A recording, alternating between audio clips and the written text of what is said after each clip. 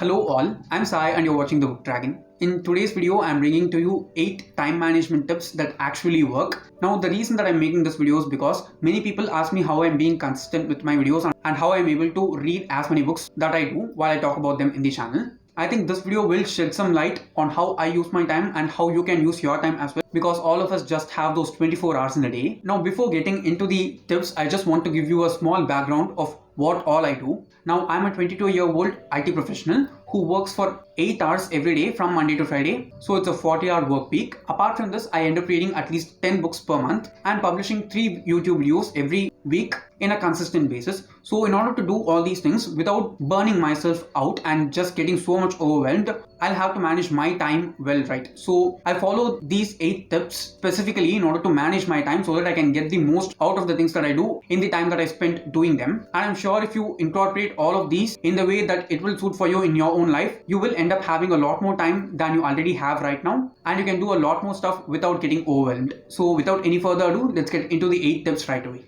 My tip number 1 is definitely going to be the toughest thing to do, but it is also something which doesn't take more than 10 minutes to do, okay? As soon as you finish watching this video, take 10 minutes and follow this first step and just see how the next week is going to work out for you. I'm sure it will be better than this week. And the thing that you have to do is schedule your week completely, okay?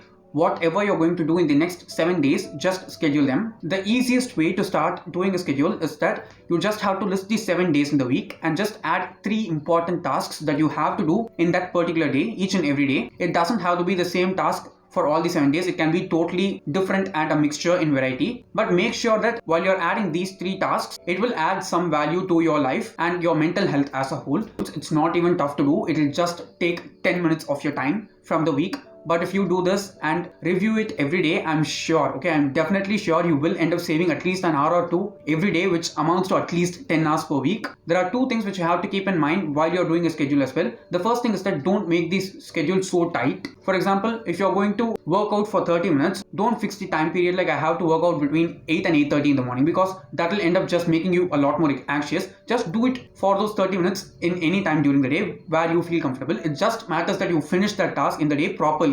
It doesn't matter when you do it. And the second one is that schedule breaks also. While you're scheduling your work, you also have to schedule your breaks so that you don't just wait for taking your rest and rejuvenating yourself. You'll have to schedule your breaks, and I'm sure if you do this, you'll end up saving at least 1 to 2 hours per day. My second tip is to eat the frog. Okay, this is one tip which just has proved me super helpful after I finished reading the self-help book from Tracy, which is Eat That Frog. Now, the frog in this book actually means the most important, toughest task you have to do in a particular day. For example, different tasks are difficult for different people to do, right? For example, for me as a person, I want to edit my videos at least 3 days a week in order to put out 3 videos per week, right? So what I do is, editing is something which consumes a lot of energy for me. I'll not be able to do it after I complete my work in the evening. So what I end up doing is, I edit my videos in the morning itself so that I don't lose a lot of energy while doing them. And also for doing my work after I finish editing the videos, I don't feel drained out at all. Since it's the morning, I'm a very morning person and I'll have that energy to do all that work. And towards the evening when I'm feeling tired, I'll just be able to rest. So always the toughest task that you're so afraid to do must be the first thing that you do every day. Once you finish doing that, I'm sure you would have added a lot more value to that day compared to all the other tasks that you do during the other parts of the day. So eat that frog and complete that tough task first, so that for the rest of the day, all the other tasks will just seem so easy for you and you'll be able to make a lot out of the work that you do with the same amount of time. My third tip is something which is very important. I think many people just struggle with this, not knowing that it doesn't benefit them properly at all. And it is that you should not multitask, okay? While you're doing any work, just do that alone and give it your total concentration. If you have 2 works, it's okay. Just schedule the time accordingly and do the one which ends up as a more priority first and then move on to the second one. If you end up doing 2 tasks or more than 2 tasks simultaneously at the same time, I'm sure you will not end up being the most efficient in either of the 2. But if you do one thing at a time, I'm sure the outcome of that will be far better. It is even scientifically proven. You can just Google and see. Multitaskers don't achieve that much as non-multitaskers do. The only multitasking which I do on a regular basis is that I listen to audiobooks while I'm walking, because my walking does not require my concentration at all. I walk for 1 hour every day, and during that 1 hour I listen to audiobooks because I know that my walking does not require my attention and concentration at all, so I can just focus on that audiobook, and at the same time the process of walking for 1 hour doesn't feel boring as well. So it's like two birds in a single stone for me. So don't multitask, just do one thing at a time, and I'm sure that the thing that you do will be a lot more efficient compared to the time that you multitask.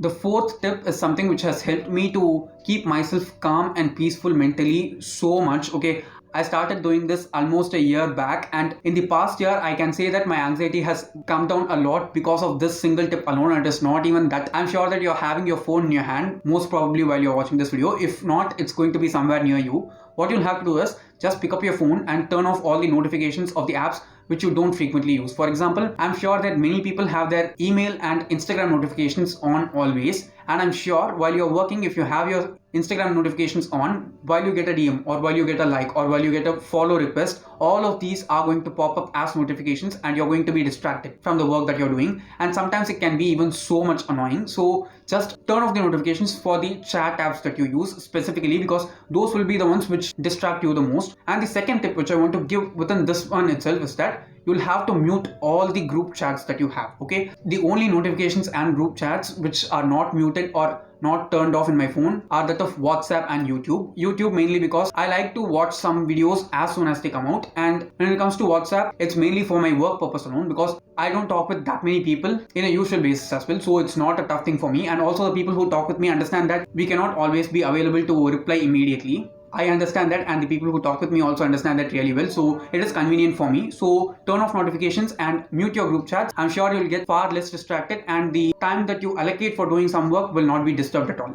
My tip number 5 is more of a concept, and it is do deep work. Okay, in order to understand deep work, you'll have to read Deep Work by Newport. It is not even a huge book. I think it's just 200 to 250 pages long, but trust me, if you end up reading this one, the amount of knowledge that you'll get out of it will be so much immense, and it is so very practical. Okay, it is totally deeply rooted in how we work and what are the things that we have to change about the style in which we work in order to make the most out of the time that we have. The one concept which just intrigued me and staggered me the most about this book is that any person can do deep work for only 4 hours. After the 4-hour limit, any kind of work that you do will not have that much effect as the first 4 hours of the work. So ever since I read this book, the thing that I am doing right now is that while I sit for work, in the first 4 hours, I just do the work that I want to do, which is of most importance to me. So during that time, I don't draft mails, I don't check mails, I don't look into the previous day's jobs or anything like that. I just go on with a fresh mind and start with the thing which is most important for me. And after that, the rest 4 hours is for all the other work that I have. Trust me, this has just improved the quality of my work so much more. Even if you work for 8 hours, the first 4 hours is the thing which matters the most, not the last 4. So read Deep Work. I'm sure you will get a lot out of it. I also have a video on the book. I'll try to link it down in the description. You can check it out if you're interested. But Deep Work as a concept itself is very intriguing and interesting. I highly advise you to check the book and read it, because I'm sure if you read that book, you will just come out as a really much more knowledgeable person, and you'll make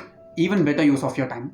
The tip number 6 is something which I learned from some of the very recent videos from Ali Abdal, and it is something which is related to going to sleep. Okay, when you're going to sleep and lie down on the bed and decide to sleep, if you don't fall asleep within 20 minutes, it's definitely going to take even longer time. That 20-minute mark is the benchmark within which you usually fall asleep. But if you are awake for more than 20 minutes, it is highly probable that you'll not end up sleeping for at least an hour or two. So ever since I found that fact, what I'm doing nowadays is, if I don't feel sleepy within the 20 minutes that I've decided to go to sleep, I just take up my phone and start researching for some video which I want to do, and I start scripting it in my phone notes app itself. And later on, when I get time, I'll just copy into the physical binder that I have so that I can reference it physically for bullet points while I'm filming the videos. I'm saying this as an example because it has helped me to sleep as well as not waste time just by lying in the bed and just letting my mind wander so that I end up spiraling in my thoughts. I'm sure that everyone feels a lot more anxious while they are not being able to sleep. After you cross the 20-minute mark, if you're not able to sleep, just go forward and do some other work which you'll do during some other time of the day. You'll get sleepy as well as some work will be done.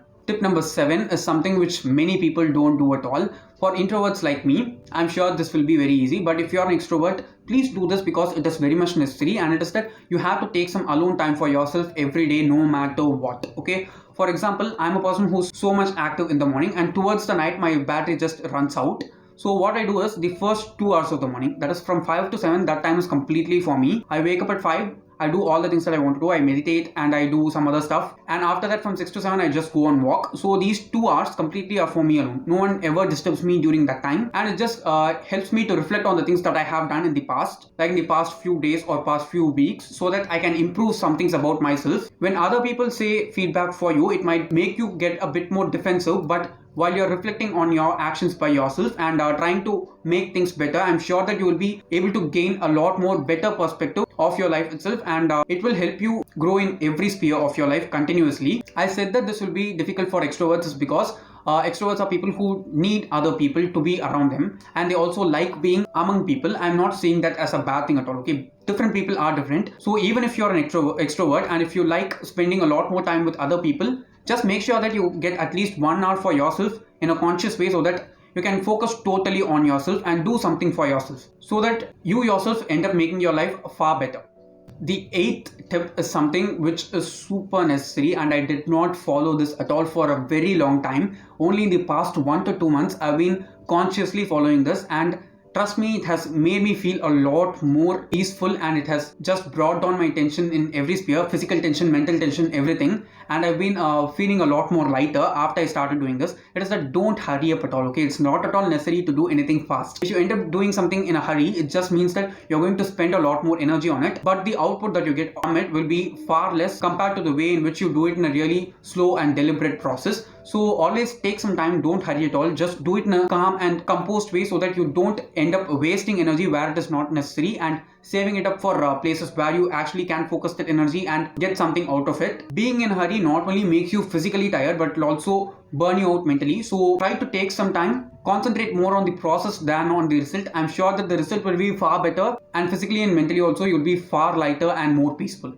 So yes guys, those are the 8 tips that I wanted to share with you guys today. I'm sure that all these 8 tips have legitimately worked for me, and I'm sure that if you follow them properly, they will work out for you as well. Don't try all of them at the same time. If you're going to follow them, just try to take 1 or 2 at a time and implement them slowly into your life. Take some time, and don't pressure yourself to do anything so soon. It will definitely not end up in a really good way. I think this video was useful and you got something out of it. If you found it helpful in some way or the other, don't forget to give it a thumbs up and also share it to your friends. If you want to get more content from me, do subscribe to the channel, because I publish new videos every Tuesday, Thursday and Saturday. Thanks for watching and have a great rest of your day.